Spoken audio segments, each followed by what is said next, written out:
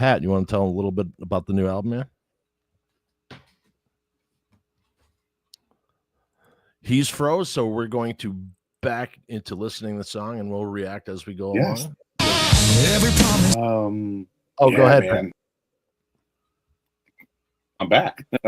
I'm here. Yeah, thanks guys for having me on the show. I'm excited. Yeah, definitely. This album is a lot, and how I put together the last one. You know, there was a lot more, just a lot about what's been going on in my life in the last couple of years. The first album I put together had really a lot of that were really meant for Catalano, right? And as that band kind of just, I couldn't get things back off the ground with our original members and trying to get things rolling with them.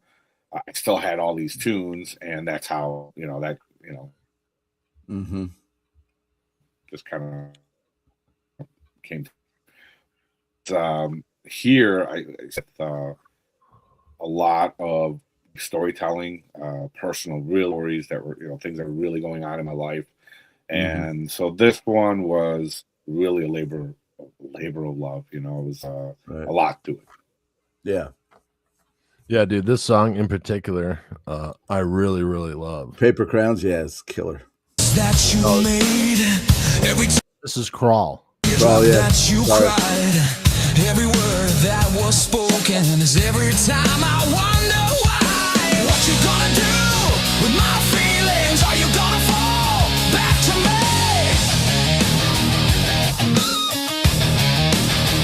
Dude, that's a great groove, man. Yeah. Absolutely. Welcome, Metalhead Fred Bonanno down there. Hey, what's up, Fred? How are you? Sorry I'm late, guys. I been online for the last 2.5 days trying to get the Sphere tickets for Metallica. I was 316,000 in line, and I just got through, and they're sold out. So, wow.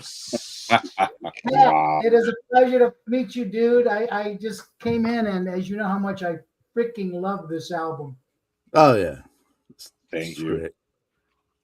Fred. You got that Blair Witch Project look going on. What's going on? I said you kind of got that Blair Witch Project look going on. You look like you've been out like jogging or something. No, we were out somewhere and I just got back. Looked like somebody had been chasing you or something. Yeah, he just found out he's not getting Metallica tickets. Right, yeah. For the Sphere. Yeah, that's what it is. Mm-hmm. What you gonna do with my feelings? Are you gonna fall back to me?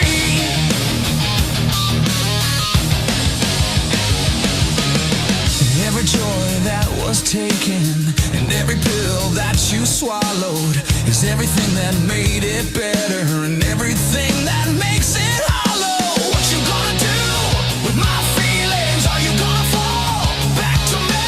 What you gonna do with my feelings? Are you gonna fall back to me?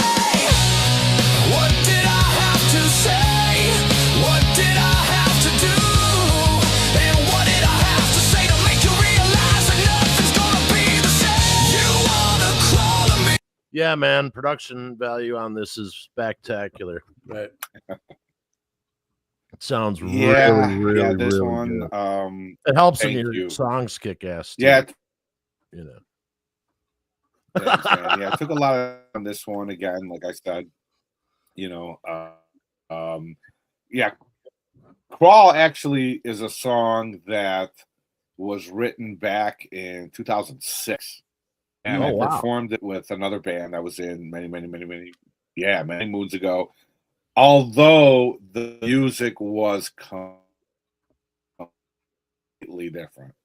The lyrics were only a little bit just to fit, this groove and everything. Nothing really, not much of a change. But the idea of the song is still there. It was just the music when I listened to it. And I said, man, I really want to do something with Crawl, but the not up to par. And again, it was 2006, a long time ago. The song was actually in drop C in this band I was playing in, and we're doing like Godsmack, Disturbed, kind of really heavy stuff. And yeah, when I started listening to it, I literally came across an old demo CD, and I'm listening to the song. I'm like, yeah, man, I could do something with this. And I just started playing around with a melody. Yeah. And that groove, I wanted it like Firehouse with that freaking groove, right? In that song. And but just heavier, right? Again, because of course, on this album, there's a lot of dark, deep stuff going on, but there's also some cool, just rock era, arena rock era type songs that, I love, right? I love that stuff, So, but this song, yeah, definitely came out way better than I anticipated it to. But I don't wanna crawl to you. You wanna crawl to me, but I don't wanna fall back down. You wanna fall back to me, but I don't wanna crawl to you.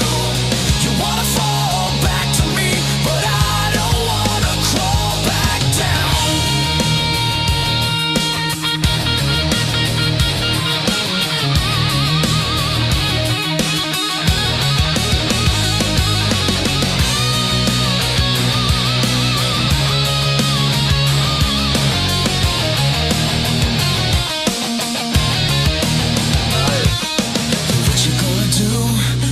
Nice, man.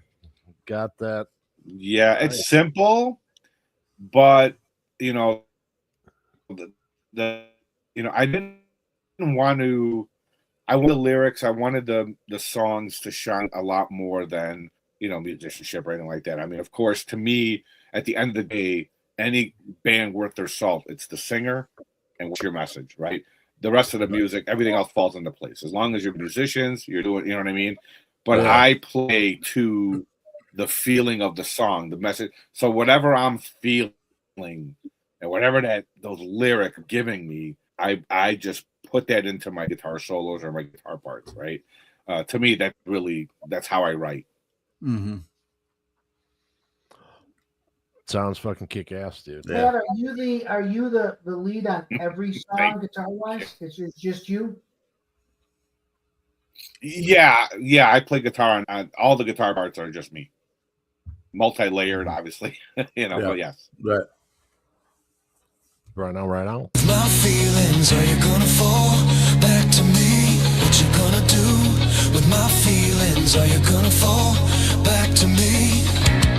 And what did I have to say? And what did I have to do? And what did I have to say to make you realize that it's never gonna be the same? You wanna crawl to me, but I don't wanna crawl to you. You wanna crawl to me, but I don't wanna fall back down. You wanna fall back to me, but I don't wanna crawl to you. You wanna fall back to me, but I don't wanna crawl back down. Don't wanna fall back to you. Yeah, man, this tune's got, most of this album has total commercial appeal. There's no reason why it shouldn't be in 7 tracks, and it's fitting already, Yep. A lot of good radio friendly stuff too on the record, Yeah, absolutely. Yeah. I didn't go for I didn't really do much. There's no cussing. No. But the way it turned out, pleasant surprise.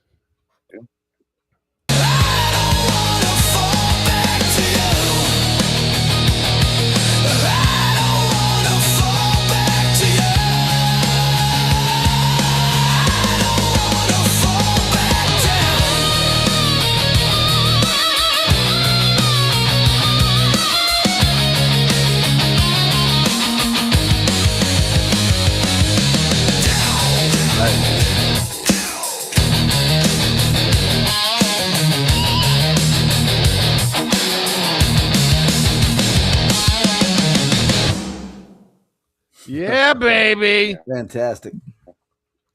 Absolutely. Yeah, definitely a great groove. It's a too, grooving tune. Yeah. It's a song you could take your lady to bed with. Yeah. Absolutely. Or use as a no, but and the meaning behind the song obviously is just when you just end one of those relationships and that person just tries it, keep crawling back to you, and you're like, nah, it ain't gonna happen, Mm-hmm. And I know it's not a concept album, Pat, but it kind of feels like it could have been a concept album. And I know it's not, but it almost has that feel at some point. Yeah, Fred. I mean, the thing is that it kind of was headed that way because of just the title track, Paper Crowns. Okay, well, I'll kind of just give you guys the storyline behind how I put this together, and then my battle of what was I going to really do. So, Paper Crowns is really a song that's written about, obviously, family court. You guys know, some of you guys know, I've been battling that for the last, and I put pain to purpose, right? I mean, a lot of stuff has been going on, and that song is just really what's really happening in our family court system. Then you move over to the song that is one of the one right, which is Glass Throat. That song is a letter about parental alienation to the alienator, right? In this case, here, since she was 11 years old, and that song has so much emotion and so much pain in it, but it goes kind of along with that. And then I know Fred, you really loved Ari's song, Through His Eyes. That's another song that fits right into the the storyline. It's a letter to my daughter, basically, about how I see her, how a father see their child through their eyes. You know what I mean? Yeah. And so a lot of that stuff kind of flowing along. You can't. Let's put it this way. We all go through trials in life, and we all have our ups and downs. Can't be sad and depressed, and so there's always some of the other songs came into play, and I battled. Do I want to put these all on one album? Do I want to stick with like that? And at one time, I mean, when it was all done, and I listened to it, back to front, before I even had the arrangement of what songs were going to go in order, I struggled with it. But I brought it to my wife. I'm like, hey, what do you think? And she goes, well, this is you, regardless, right? These are your songs, and it shows, and that's why the album really starts off that, heavy, punching, gut wrenching stuff, you know what I mean? And it kind of lightens back up into more like, hey, man, have a good time, like Burning Down the Sky is a total rock, Yeah. I mean, that song could be on a Rocky soundtrack, for Christ's sake. I was actually really binge watching a lot of Rocky when I wrote that one, and it's got that feel, and at the end of the day, the album is just a reflection of what was inside me these last couple of years that I've been sitting down and writing the song. I have low parts, missing my daughter and going through all this stuff and fighting in family court and all those the trauma of all of that. Yes. Did I also have good times in my life? Yes. And I wrote about that, 2 Wheels Forever, another riding your motorcycle song, and I love riding motorcycles, and it's so I write what I know, and that I believe is why these songs they speak to people. Yeah, that's awesome. Yeah, I mean, you always hear people say that, you know what I mean? If that's where the genuineness comes from, right? Because if you're putting it on, it'll show, you know what I mean? So that's the difference between good tunes. Now, if I can ask real quick about Ari's song, which you mentioned, I absolutely loved, and I know what it's about because I asked Pat what it was about, and it's a love letter to your daughter. So when you wrote it, it had to be a tough emotional song to write. Did it hit you harder? Yeah. After you heard it, when you actually heard it played back, did it almost hit you harder then? Yeah, it really did. I mean, that one and the Gladstone, those two songs. Paper Crown just pisses me off because it's all the garbage that goes on in family court, and I've been going through it. It's a banger of a song, though. Yes, yeah. I mean, it gives all the anger in there, right? And it tells the truth, you know. But yeah, Ari's song definitely did hit me harder. The funny thing is, and maybe on the side, I'll let you guys hear. I actually recorded it as a country tune. Oh, nice. Yeah, you know, don't smack me around for that, but I'm not a big country fan, but I did, you know what I mean? And I totally had, different vocalists or whatever, just some session guys in Nashville. I'm like, hey, I've got this song, and I didn't know how to make it into, a rock metal tune at the time. I had the lyrics, and it was, when I wrote it, like I said, very emotional, kind of ballady like, but as I was writing for this album, the riff, and Andreas had the lyrics and heard that version and said, we can make this, we can make this metal. I'm like, yeah, let's try it, and it really did come out really good. It came out, again, they exceeded my expectations of the way the songs came out, especially that. Yeah, the players on here are ridiculous. You still same guys from Italy?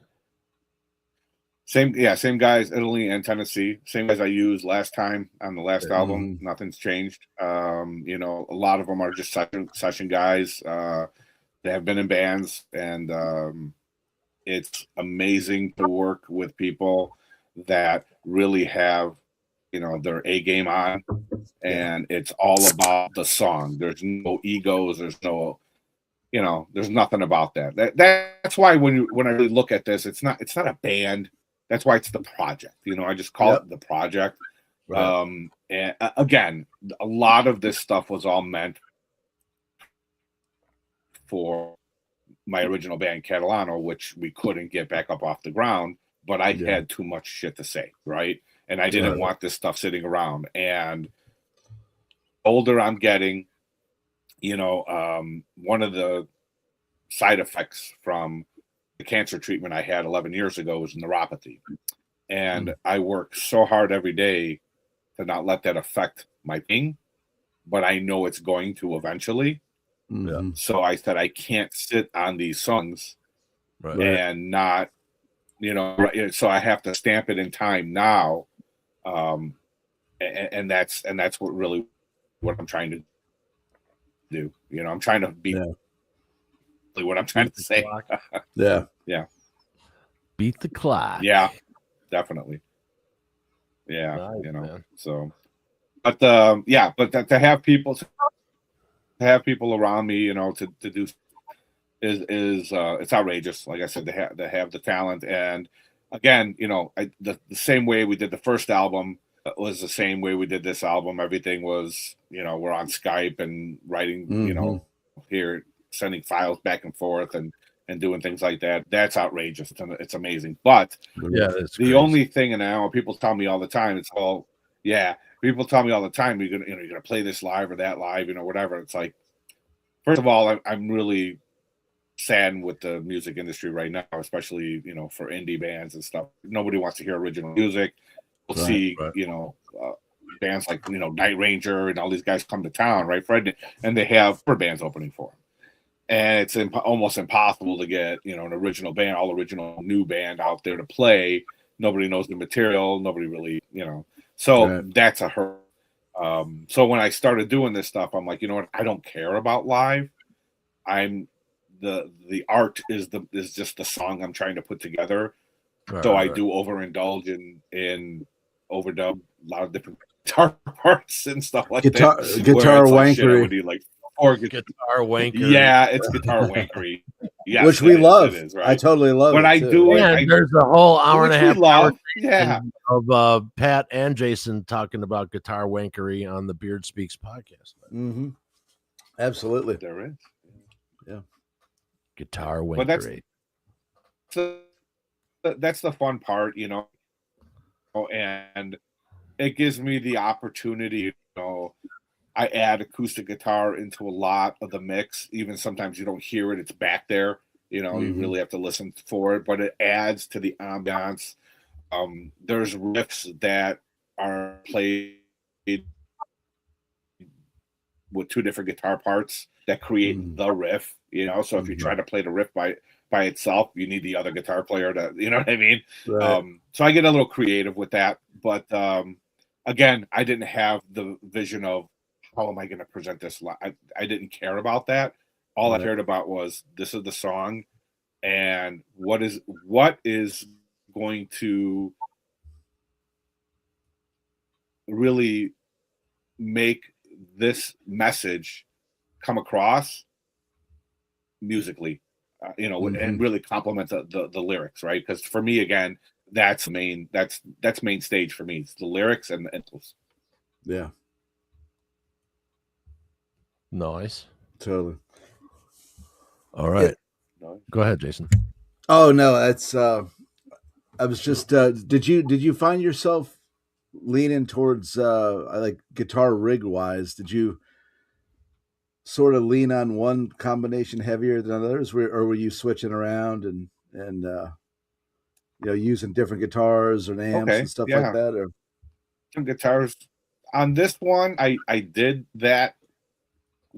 So Les Pauls were my just bass, you know, almost every song has Les Paul as a bass, you know. My amp behind me here, the other way, is built by Ant-Man here in Chicago. It's a custom head, and that is my main tone throughout the whole album. Yeah, that I tweak and, you know, for different songs. Again, I did a real fine tune. Every song I felt needed to have a special voice, you know, and a different sound, you know, instead of having a consistent sound throughout the whole album. I gave every song its own feel, right? Yeah. For effects and things like that, I use line 6. I love line 6. I plug that in through the thing, and it's right. Yeah. But for a lot of my leads and everything like that, I used either my Ibanez, my trusty Ibanez that I've been using for decades. Thing is falling apart. It's like a workhorse, right? Or my Jackson Soloist. That thing's amazing, you know. I use that, and really, I'll try to play different guitars as far as like solos, or like there's different parts. You know, there's some clean parts. I use my Fender Strat because I got a couple of USA Strat Ultras that are fantastic. Right. And when I was touring with the country band, I played those a lot, and they just really every guitar. This is how I justify buying guitars to my wife. Every guitar has its own sound, right? You know, and Jason and I have talked about that. Which is true. Every guitar has its own. It is true. It is. Yeah. It has its own sound. And when you're working on a song, as unique as the song is, that's the guitar. You know, that's another reason why I really tweaked tones between different songs. Yeah. Well, yeah, right tool for the right job, right? Yep. Right, 100%. Speaking of the right tool for the right job, what do you guys think of Sebastian Bach fronting Twisted Sister? That's some news. It's nice. I love it, dude. I think he's the perfect choice for that. You know, the first 10 minutes, I was like, what? And then I was like, I thought about it. I'm like, you know what? That's the fucking best choice you could make. Yeah, I think so. Yeah. He's definitely. They're both 17 feet tall. Yeah, they're both great front men. Yeah, he's bombastic enough. You know, they command a stage and they can both Yeah. sing their fucking ass off. So Yeah. Hey, You know, we're all old enough here. As soon as I heard it, man, I went into the website and I said, "Are they coming to town? I gotta see this if they come to town." But we're all old enough here to know this quote. He fit the suit. Yeah. right. Yeah, that's Or true. that from the Brady Bunch. Yeah. He fit the Exactly. suit. You fit the suit. What? Yeah, and I think Letters. thing- I know. I think it's a good choice. You know what I mean? They have the same fan base, and you know they can Yeah. each attract some. You know what I mean? Yeah. But Yeah. of course, I'd rather have D there. But you know, he's got health issues, and hey, more power to him for taking a seat. You know what I mean? Yeah. Yeah. He's I'd got love nothing to prove. You know, I'd love to see D2 and then Sebastian just go back to Skid Row. That ain't ever gonna happen. So Yeah. keep him out there with Twisted Sister. What the heck? You know? Hey, who knows? This could go on for another 10 years with Twisted. Yeah, we're losing Right. so many fans now and so many artists, unfortunately. Take what we can get at this point. Yeah. Yeah, think of it And if they that's the same. if Oh, I'm it's sorry. like I was gonna say that's the same. That's the same thing about trying to beat the clock, right? You know, these issues, and they're like, "Hey, I yeah, I exactly. can't do it anymore." You know, and I respect that because we're paying to go out there to see the show, and if you're not really gonna get the show that you're paying for, Right. Mm-hmm. there's Yeah, no that's point. true. You know, and people don't realize there's a different type of perform when you're fronting a band. It's totally different playing like at Rosemont than playing in a bar. Totally different. Totally different. Amount of work you have to. If the room's that big, you got to be that big, Mm-hmm. and it's hard to do when you're 30. Yeah. Much less, double 50s, that plus 60s, yeah. No, thank you. I get tired just hearing about Fred's schedule of shows. Yeah, right. Fred's on tour all the time too, Yeah, I'm tired just hearing about how many shows he went. Yeah, last week alone, Fred went to 673 shows. No, not really. Yeah, you know what? I'm supporting live music, man. That's what I can say. Absolutely. You're definitely doing your part, Fred. Yeah. More power to you. Oh, that's awesome. It's If we had thousands of Freds, there's some killer bands out there still. Unfortunately, all these bands are maybe one original member left. Yeah. But it's still, who knows? Or none. 5 years down the line, who knows what's going to be out there? We've had some great young bands on our show in the last couple of years that I hope carry the torch. I really hope they do, because that's what's going to happen. Or it's going to be all AI generated shit, and Yeah, well, here's the thing too, that basically. Well, the thing now, is that people. Go ahead. Oh, I'm sorry. I was going to say that's the thing. People really need to give these new bands a chance. I mean, listen to it, right? Get out there, check out their material, and go see them live. I mean, otherwise, it's not gonna continue. They're gonna come to town, and there's not gonna be anybody there. What are we gonna have? We're gonna have cover bands, playing all these festivals and playing all these shows. And I mean, you can only do so much with that. That's true. Well, here's the thing. Okay.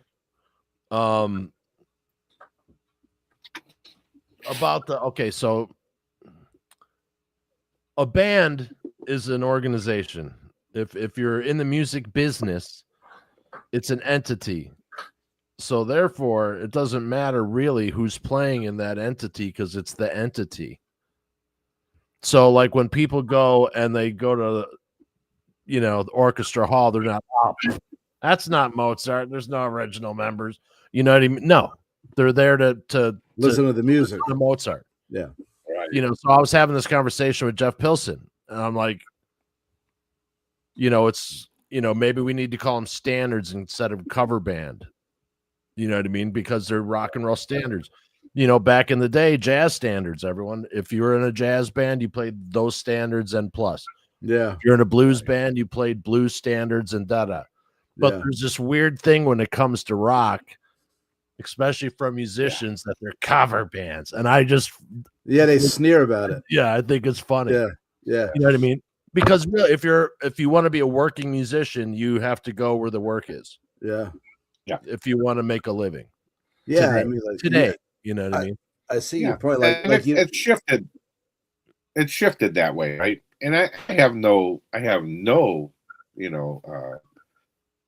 fault to anyone that does that, right? I mean, because I would do it.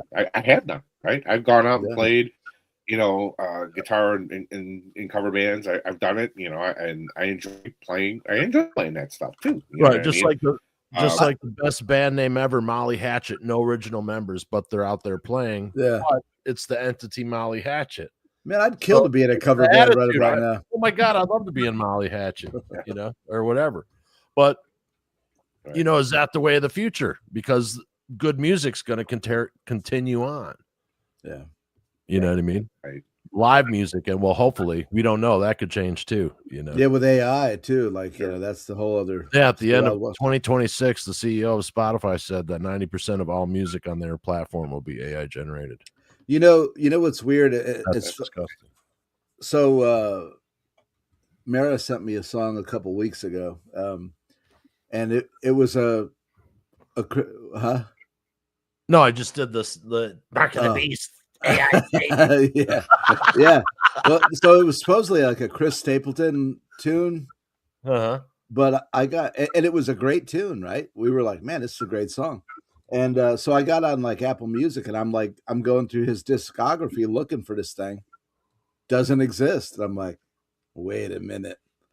So I go on YouTube and find the tune on there, and I go into the details, the text with the video, and sure enough, AI generated tune. And I mean, it was like, damn it, I love this song, but you know what I mean? It just felt like we're in a weird time. Felt ripped off in a way. You know what I mean? Like, I was like, I didn't know how to like quantify that, because it was like, it sounded great. The song was great. Right. It sounded like him and I think it was Lauren Daigle or something was like the female artist.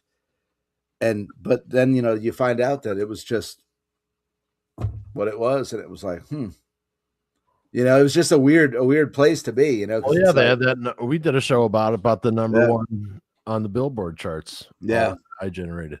Yeah, crazy. You know what I mean? Well, that happened to me the other day too, Jason. I came across a metal band called Iron Dagger, and I loved it. Yeah, and I did everything I could to try to find something out about Iron Dagger. Could find nothing, and I realized it was AI generated. I know, it's getting weird. Yes, but it's like shit.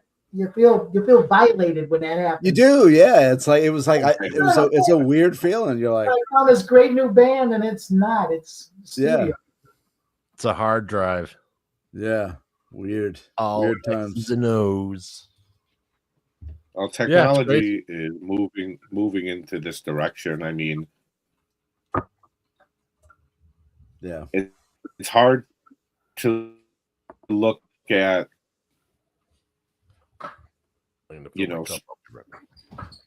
Spending the money, guys, and some people just don't have that. They just don't have that.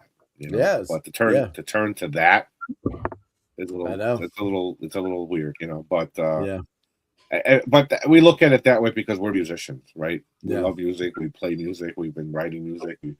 I mean, it's maybe it's our age too. I mean, like we're older musicians too. Yeah. Yeah. Well, like Vince said, Spotify said 90% of their music's going to be AI. You don't have to pay anybody, right? I mean, you don't have to pay music. You don't have to pay anybody. Does it come down to this then? Yeah, the music. I mean, really, gets 110% of the money now. Yeah, you're not making any money streaming anyway. I mean, we don't. I look at the stream numbers; they're great. But I'm making pennies, But then, you come out with which will be available soon, little plug. I did just do the vinyl, and very good. Yeah, Yep. So I got a test copy I'm in, grabbing one of but those as soon as it's available. yeah, I'll let you know. So I got a test copy, came in. It sounds great. I just, some of the artwork I didn't like it, so I changed it. So I'm waiting for the next test copy. I do have CDs that will be available also. You know, and those will just, they're going to be done undone because, again, who has the money to get vinyls, CDs, and you know, get hundreds and hundreds of them and try to sell them, right? It's impossible. Yeah. So that's pretty cool, you know, to be able to do that. But one of the things that I have to mention, when you buy the vinyl, I'm going to do a special thing where I'm going to send anyone who buys the vinyl a full length of the CD digitally, because you can't put 13 songs. Oh, yes. Okay. Right. So, yeah, that kind of, I was heartbroken when I was going through this, but I'm going to give you guys right now the lowdown on what the track on the vinyl. So the track, see, remember this being a kid? Side A will be Paper Crowns, The Fall of Rome, Two Wheels Forever, Crawl, and then Through His Eyes, Ari's song. And then side B will be Burning Down the Sky, The Throne of Glass, The Silence, and New Empire. So the heaviest tunes on the album will be on here. I pulled off the two instrumentals. Nice. One More Time on this album. I know, Vince, you know, that song, I record. This is the third time I've recorded it with three separate different bands. I can't let go of that damn song. Oh my God, that's my fault. I'll just blame me. I wrote that song when I was 22 years old. It's a chick, right? So, but I wrote that song, and I always knew that song had some freaking potential. So the first time I recorded it, it came out good. But I was 20-something years old. And then I recorded it again with Catalano back in 2015. And I was like, wow, it really came out good. And then I don't know what got into me, but I was like, can it be better? I don't know. Right. Because of Andrea's voice, right? And I said, all right, let me see what we could do with it. Will it go on the? I don't know.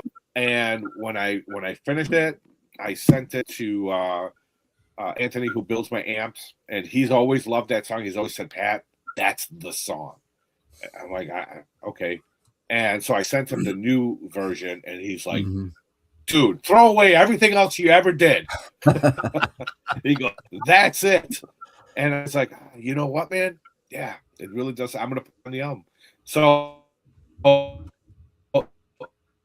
it's not on the vinyl, but it's on the CDs. So the CDs got everything.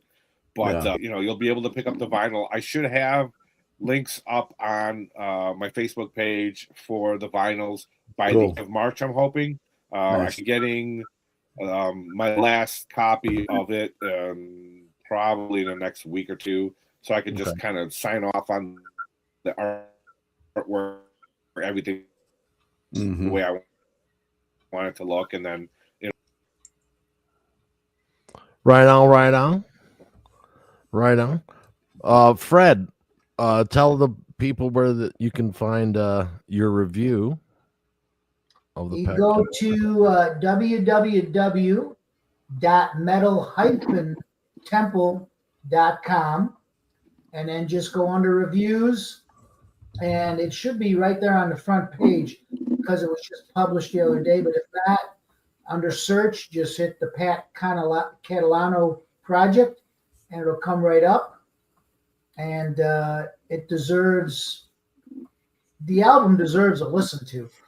I mean, I'm not blowing smoke. It just blew me away when I first heard it. And I immediately put it on I downloaded it on my playlist, and I listened to it the other day when I was working out, the whole thing, and every song Yeah. It just kicks ass. Great It's record. an album that needs to be freaking heard. Mm-hmm.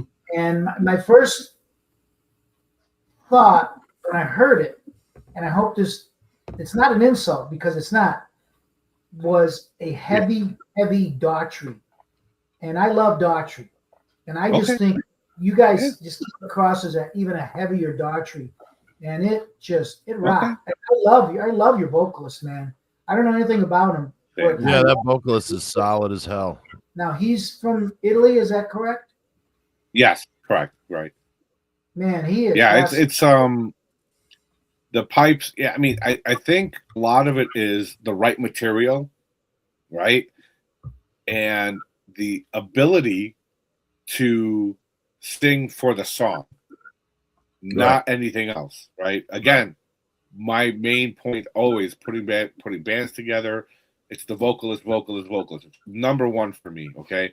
Sure. Because that is what people listen to. Let's face it, right? I mean, it really is. It's not, I mean, you could be a freaking great guitar player, that's fine, all that stuff. But there's a dime a dozen guitar players that can play a million miles an hour or play or whatever, right? I mean, yes, do they deserve accolades? Yes. But at the end of the day, people listen. The vocalist is your calling card. The vocalist is the sound of the band, right? And it really puts across the message of the song. And if you can't, you can't have that, you could have a phenomenal band. And once the vocalist sucks, everyone goes, they just killed this. Right. No, it happened. Yeah. Right? Exactly. And you can't, right? So, and with, again, like I said, with these songs, there's so much there and so much emotion that he captured my pain, right? And emotion in a lot of these songs that even now, I listen to it and go, what the hell? You know what I mean? It helps that he's got kids, understands the situation too. You know what I mean? And there's lots of discussion about this is what I'm trying to get across. Yeah. And for a lot of times, this example, people say that the vocalist will put more emotion and sing into lyrics that they wrote. You know what I mean? But I understand the story behind the lyrics. Understand where you're coming from when you wrote the song. Yeah, you can get that type of a performance. And to me, vocalists are actors. That's what we got. Vocalists are actors, and if they don't, all you need is a good script. Yes, that's a good way of putting it. Yeah, you know what I mean. It's like when you were sending me some stuff a few months back to listen to and give my opinion and stuff. Yeah. One of the things I told you was, what's really cool is everyone knows their role. Right. Everyone knows their role. No one's showboating. They're doing it for the song. They're playing for the, a lot's changed since when, we were younger guys. Mm-hmm. Yeah. You know what I mean? We all wanted to shine and be the, you can tell. When Look at me. Everybody's solo. Yeah, right. It's not about that. I mean, I've given enough room in these songs where everyone shines. Because the song shines, right? The song just comes through, and it's when everybody's firing on all cylinders and doing exactly what they're supposed to do, it's magic, and you can only capture that, and then and just hope that it comes across that way to everybody, to the listener, obviously. Absolutely. Hey, Pat, did you play bass on this, or did you have another bass player?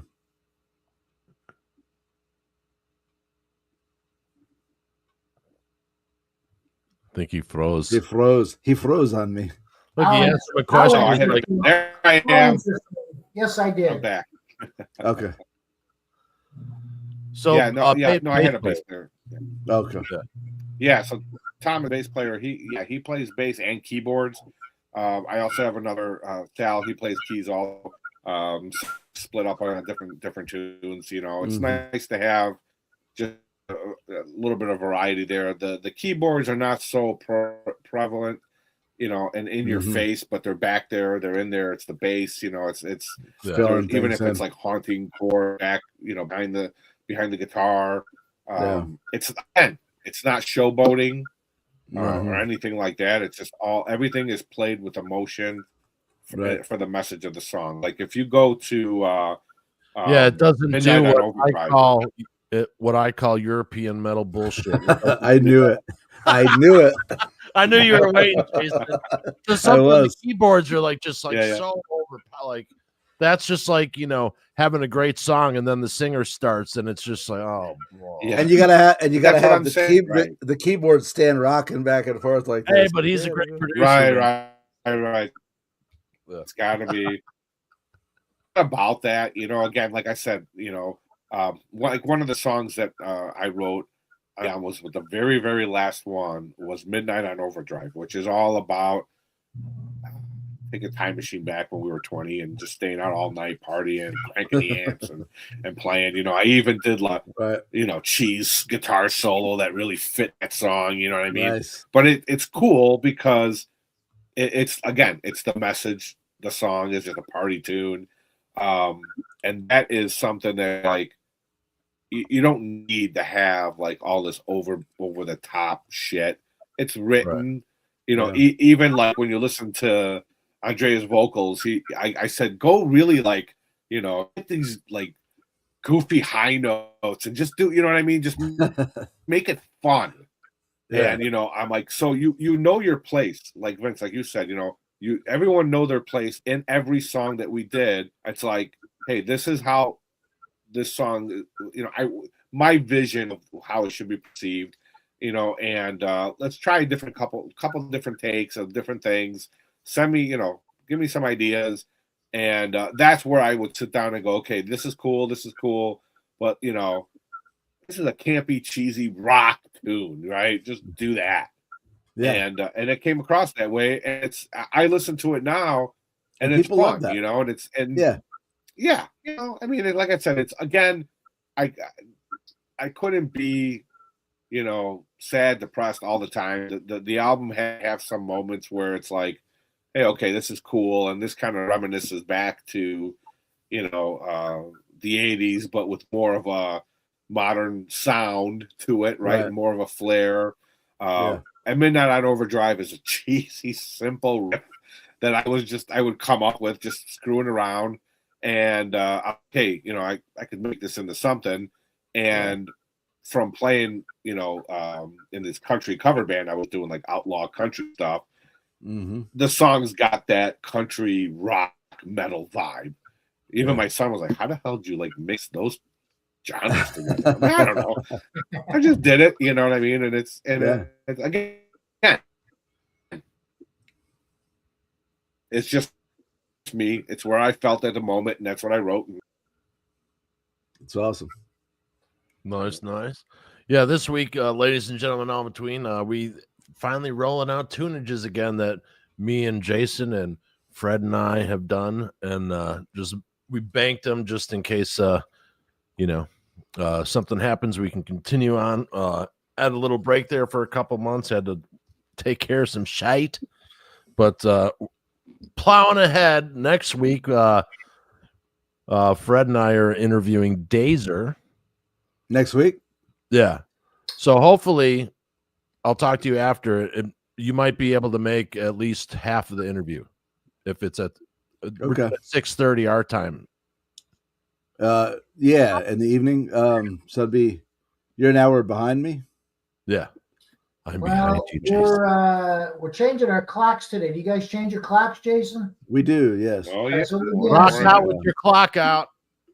Rock out your clock out. Yeah, all the magical devices change it on their own now. Yeah, that's it. All on their own, right. So 5:30 your time, be 6:30 here. I might. No, 6:30 our time. Is it 6:30 or 5:30? I don't even remember. Oh yeah, I should be. I could probably jump on. Yeah. All right, cool. So I'll have my people. I'll send you after the show, Jason. Yeah. And then there you go. My people will call your people. Yeah. Who Well, else yeah, we got? I mean, they're right here in town, so I should probably Right. meet them. You know what I mean? Dude, that would be hilarious if you just walked into their fucking space where they're doing the interview. Hey, if I had the address, I'd just go bang on the door. You know? Hey, it could be. Wouldn't that be interesting if they showed up for your wedding? You're like, yeah, you'd be like, Dude, that would be or if they played the reception. yeah, that would be great. Well, we'll see. Yeah, so Dazer, then we have who else is coming up? We've got The metal church gentleman. up, right?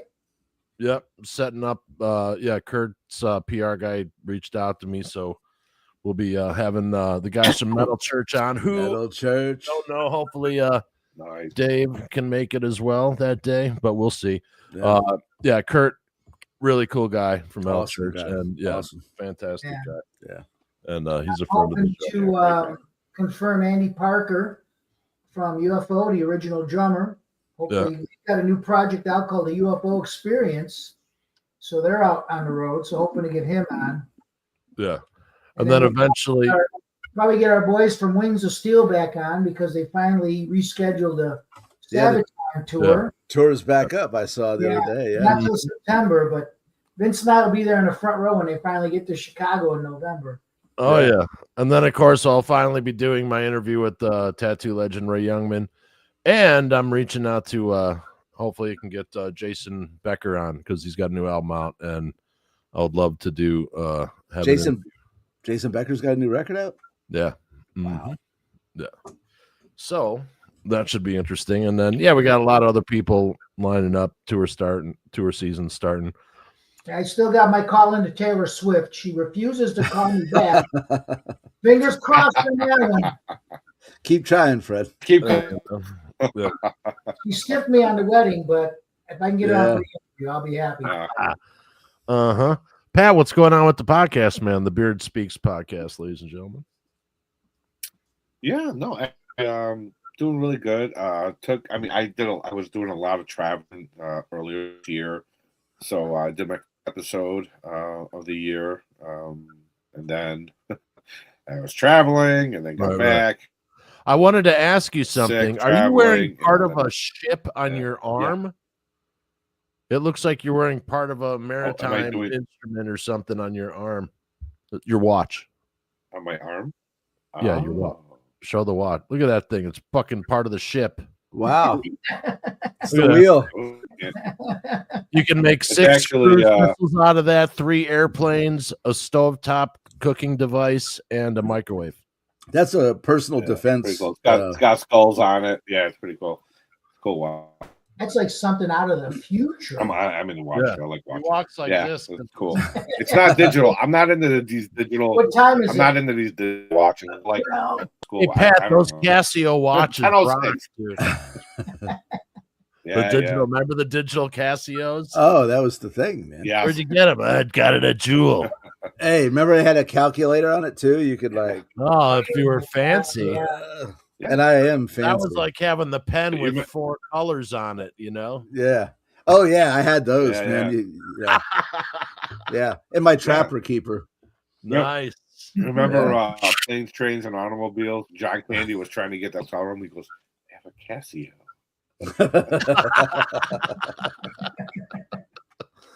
Oh, yeah. Sorry. No, I like me watches. $2.80 and a Casio. Casio. What a great movie. I want to watch for years, but when people ask me what time it is, I still do this. Oh, wait, I don't want to watch it anymore. Well, is it right? Yeah. If you look at it, if it's right, then you don't need to watch. Well, mine is. Mine was. Yeah, that's how Pat's arm is jacked on it from lifting half. Yeah, one bicep's huge. Yeah.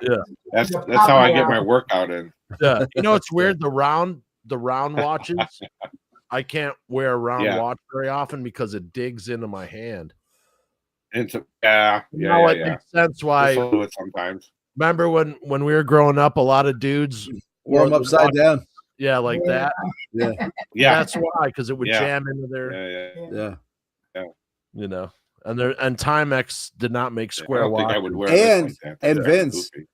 when and in the rock days, you also had your bracelets on too, so the watch bands sort of blend in with your bracelets, right? You know. Well, no, it's separate arms. Yeah. There you go. There's the bracelets right there. I got my Nice. yeah. Nice. Well, we made it Typical through day, almost. We made it through another show with Jason without Jason disrobing. Hey, look. I was thinking about starting something new this season, but So a few weeks back, Pat, I'm on another tab, so I can't see the display, of the thing, and so I'm looking someone. We're talking back and forth, and I come back, and literally Jason doesn't have a shirt on. He's just like naked from here up. What do you mean from here up? Hey, what do you mean from here up? Yeah. I wasn't aware if you're free balling it or not, but that's the only way I do the show. They're going commando, but dude, that was hilarious, and I didn't even mention it at first. Yeah. No. So Pat. So Mara was texting me during the show, and I got this new backdrop, and she was like, "Your shirt's blending into the backdrop." You know what I mean? Because it's so dark. So joking around, I'm like, "Oh, maybe I'll take my shirt off." And it was like, you don't have the guts. And I was like, it was like a dare. You know what I mean? If somebody dares you, you got to do it, right? Watch me. Yeah. Yeah. That was funny. There you go. You had to do it. Yeah. Yeah, ladies and gentlemen, Jason's getting married in September. Yes, I am. So we'll have to burn all the highways on the way down there. Yeah, Fred, you're coming too, right, Pat? What are you doing September 19th that weekend, man? South Carolina? Road trip? What good days are to be your wedding band, yeah. That would be great. That would kill. And then they do a music video. That would kill. Yeah. Hey, we'll give you a perfect backdrop. Yep. And Jason will keep his clothes on, at least during the day. Then, of course, it's his wedding night, so And Queensryche's recording a new album. Oh, fantastic! Right now, so they're in the studio with. Yeah, I'm excited. They are my favorite band. If you can't tell. Yeah, I love Queensryche. Yeah, me too. Yeah, Pat and I have gone to see Queensryche together with our sons as well. See, talk about Queensryche and he just freezes because it's such a good band. And it's just like I was saying before. It's like once you have that organization, it doesn't really matter anymore if Jeff Tate's not in it. As great of a singer as Jeff Tate is. Yeah, absolutely. And speaking of Jeff Tate, Operation Mindcrime 3 will be released this year at some point. Yeah. From Dr. X's viewpoint is what the album concept is. Awesome. And again, fingers crossed on this. We're going to get Jeff on to talk about that album, and that would really I gifted to V to get Jeff on. Yeah, they promised, so we'll get him on. Absolutely, and Pat will probably pop in here in a second here, but hey, you guys, you know what Mary and I were thinking about? Thinking about trying to rent a mechanical bull for the reception. You guys down to getting on a mechanical bull? I have a bad fuck. Come Fred's 90 years old. You can't put him on a fucking. Come on, one time. Look at that. He's old. He's how much older than us, and he looks fucking younger than both of us. Hey, one time for your boy. Come on. I'll get on it. I've done it before. No, not me. Oh, come on. No. We'll tell the guy to go easy. No. We'll tell him to go child size for you. We'll put V in a cowboy hat and some chaps. No. Get him on there. Nothing but chaps. Yeah. I'll dress up as a cowboy, but I ain't going on the mechanical fucking bull. We were thinking about it. I was like, it'd be fun to do, but it'd be even more fun to watch everybody else do. Yeah. Make sure you sign the waiver before they get on there. Yeah, everyone has to wear Viking horns. Right. Yeah. And then we could taunt Jeff Scott Soto. Yeah. Hey, where's your little graphic when you mentioned his name? Get it up there. Yeah, that's right. Oh, that's right. You're losing your touch. Well, that's funny because I thought we were off the air and I thought we were just having a conversation. So that's why I just let that sit there. But yeah, the Soto report. Hopefully we'll get Jeff on here soon. Eric Martin talked to him on the show, which is great. Yeah, That was that was awesome. so cool. Can't wait to see that. But there we go. There's Mr. Catalano. Oh yeah, I'm back. Right on, right on. Yeah. Oh, But, look, it's working perfectly now. Yeah. Oh yeah. Now Let's reshoot this whole thing. now I'm on my cell phone. Gotcha. Yeah, But, I don't know what happened. The computer just completely. You know. Out. So Yeah. Well, it's with all those people using AI. It's just fucking, you know. you know what? I don't understand what's going on It's anymore. probably But that light was interfering with the reception. That's why. yeah, Couldn't get through the awesomeness of Pat's beard. Yeah. that's what it was. It's real. That's a real fucking beard there, ladies and gentlemen. That's a beard. No messing around there. But yeah, How I was. how long have you had that beard, Pat? So I grew it in right after my cancer treatment. Funny story. I had fucking like hair down to here, you know. And when I had cancer in 2015, I lost my hair, obviously, you know, but I started growing a beard out of nowhere. And I asked my doctor, I'm like, what the hell is this? And she's like, the steroids that you're on, you know. So the beard grew in, and it tied into my daughter again. So when she was really little at the time, I had cancer, probably 5 or 6, and she would lay on my lap and just kind of play with my beard. So after my cancer treatment, I went right back to a goatee, and she got pissed. Like, why did you take that off? So I grew it back, and never. Every time I'd go into the bathroom, she'd hear my razor. What are you doing, Dad? Nothing. Beard is fine. It's not going anywhere. So yeah. So it's been I've been keeping it for a long time, and obviously, personality of its own. It's got its own podcast. That's right. Who knew? Right. Yeah. No, I dig it. You know, it's like I said. I don't. You know, it's it just became part of the persona on stage and whatever. You know, but well, we were talking about Queensryche before I was rudely interrupted by AT&T.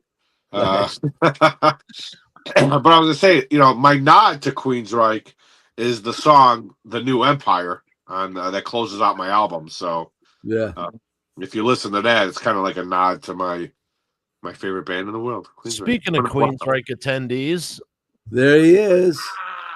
Nice. Yeah, me, Pat, and Pat's son and my son, we all went to Queensryche, and that was a great show. Yeah, it was a great show. I told my son, Fates Warning opened. That was a killer show, man. What a lineup there. Yeah. Yeah, except what they you know, I don't know if you got one, but I got one. The 300 people who the cop was waving the red light through. Oh, yeah. Red light tickets. Yeah. Fucking, you know, come on up. Yeah. City of Chicago, which just got busted for what? Over fining people fucking $374 million. Right. That's shocking. Our city? Yeah. My, that's surprising. Yeah. Hey, welcome to Chicago. Yeah. Right. It's not even that. At least those guys who used to run the city at least had, you know, an honor system. Right. Yeah. You know, the mafia had, you know, there was a what do you call it among thieves? Oh yeah, honor amongst thieves. Honor, yeah. If something happened in the neighborhood and it was bad, someone disappeared and everyone moved on, and that didn't happen again. Right. Yeah. But anyway, why digress? Yeah. But absolutely, Pat, great album, dude. Absolutely, guys. Yeah, I definitely appreciate it. Like I said, it's this one meant a lot to me. There's a lot of me on this album. You know, my story. You know, just you know, people don't really realize, you know, parental alienation is a real thing. You know, people that use their kids as weapons, and you know, it's child abuse. You know, and to be able to put that anger and into something productive. Like I said, it was a rough 5.5 years. but I had to tell the story, and I continue to tell the story, right? But doing what I know how to do is write music, and I didn't know, and I didn't think I'd be able to pull off, that subject matter in a song, in a couple of songs, or whatever. But it worked out great, and I think, like I said, even I listen back to it now, and I think everyone did a fantastic job. I think the vocals are, the star of the storytelling, and it really, the emotion. I mean, you can't. I mean, I couldn't have asked for anything better. Yeah. I mean, when I first released the Thrown Glass, the song, the letter to my ex about the alienation, I had people calling me going, dude, the emotion in that freaking song, and the way the singer just portrayed everything. It's like, holy hell. I'm like, yeah, man, surprised me too, So yeah, I appreciate it. And Pat, I mean, like, there's other guys going through it too. So I mean, that's kind of There like are. that's that'll strike a chord with sure. With those and guys too. There's also people, I appreciate it because I was used as a tool against my dad to inflict pain on him and throw him in jail multiple times. Right. Non-payment of child support, even though my mom was fucking crazy and she kicked me out and I was living on the fucking streets. But he was the fucking bad guy. Fuck off. And I would just have, my dad was a magician, so a professional magician. So very early on in my life, I knew what manipulation was. Yeah. And that's sad. No child has to go through that, man. You know what I mean? And unfortunately, unfortunately, it happens way too much. And, I know because, we live here in Chicago, and Illinois is kind of more geared towards moms. But I will tell you guys, because I've I work with a lot of groups now, and that are getting behind this and trying to reform laws here in Illinois, especially. I am working with some people. We have some laws that we're trying to get passed through the state. So I'm really working hard on that. But there are moms that this happens to moms too. I mean, that's why I said one time, I'm not against moms. I'm not against dads. I'm against assholes who use their kids. Right. And, that's right. So, but the fact that, being able to put that subject matter to music, was very therapeutic. I hope it strikes a chord with other people. I use it a lot, on TikTok and stuff. I'm always any parental alienation or court reform stuff. I'm always plugging the music, and people are digging it. And they get the message, and I get that same thing. Like, how the hell did you put this to music? Yeah. Well, if you listen to the lyrics, I do use a lot of metaphors. That's one of my stylistic, writing techniques. Is you can't just, screw you, I hate you. You got you got to be a little bit of creative. So I use a lot of just metaphors and things like that. But to be fair, at the same time, men have men just get automatically dismissed. Yeah. So 100%. In my case, people too, we have rights as fathers, and right. In my case, I never had to deal with that, luckily, with my ex-wife, but I had to deal with it as a kid of a nasty divorce that was just insane. Yeah, and definitely in my case, it really, it was, the minute I walked into court, I was 100 steps behind, because I'm a guy. I'm a father, and it doesn't matter to the state. You are a paycheck. They just try. The whole system is rigged to basically make money and stretch out the parents. Why do you think when you walk into family court, the first thing they do is they ask for everybody's financials? They want to see what you have. Right. They want to see how long they can keep you and the other parent fighting, so they can continue billing hours and continue to do this, right? And that's what they do. And who suffers? Billy Preston song, "Wheels Go Around in Circles." Yeah. Yeah. And when you look at the lyrics to Paper Crowns, I talk about it in there. You know, you walk into court, and the truth is bent, and it's never you can't get away from that. False allegations, and it's just they use everything against you to tear you down, and you've never done anything wrong. So. And like I said, turning to music. I told you not to buy that Duran Duran album back. I know. but turning to music and writing it out, obviously I went through different, versions. And here's the thing too, it happens all the time, left and right. And the reason people are like, I don't hear about this. How come I don't hear about this? Because men are told to shut the fuck up, suck it up. Mind your own, this, that, and the other, da. But there's tons of men and women going through it, but more on the father's side. Right. You automatically get your legs chopped off the minute you walk in. Yeah. How it is, man.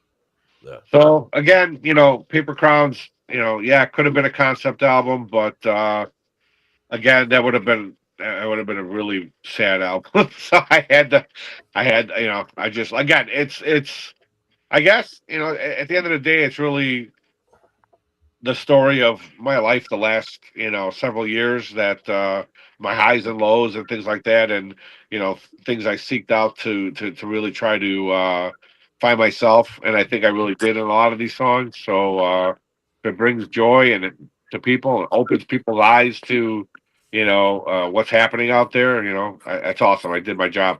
Yeah. Oh, absolutely. I'd say you did a mighty fine job there, sir. Yeah. I appreciate it.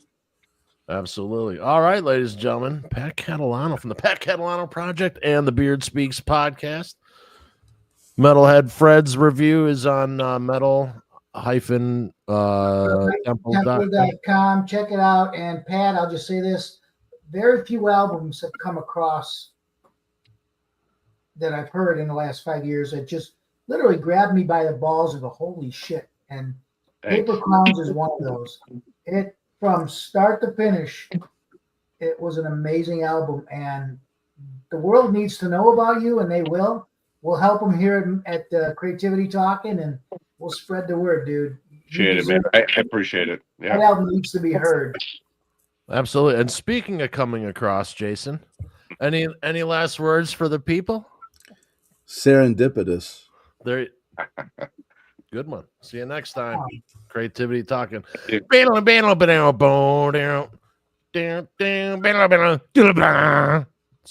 we'll have the closing next time, hopefully. That was me doing my vocal interpretation of the Creativity Talking intro and closing. Goodbye. Horns up.